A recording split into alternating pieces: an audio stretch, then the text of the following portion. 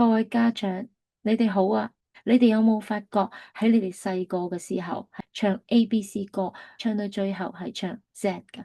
但係而家你哋嘅小朋友係唱 Z 嘅喎。我哋要知道，因為我哋生活喺一個全球化嘅世界，我哋受美國嘅影響比較多。係而家嘅傳媒啊、嘅教材啊，同埋 YouTube 嘅影片係美語多過英語嘅。美語咧。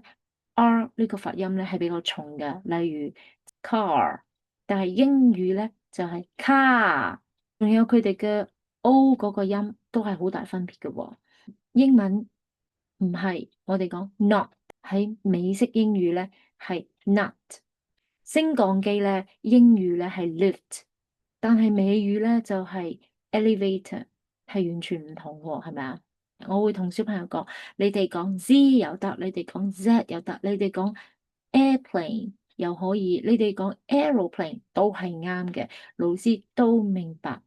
不過我哋就唔需要講呢個係美式英語或者係英式英語，因為佢哋得幾歲人仔，只係需要同佢哋講 airplane 又得，aeroplane 又得，rubber 又啱，eraser 都啱嘅噃，幾個講法嘅噃。我哋嘅目標係幫小朋友建立用英文嘅信心。